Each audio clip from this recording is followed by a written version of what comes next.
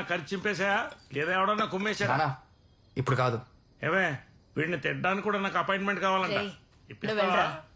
రేయ్, నీకేదో కొరియర్ వచ్చింది, రూమ్ లో పెట్టాను. కొరియరా? అవార్డు వచ్చినట్ట బిల్డప్ ఏంటే?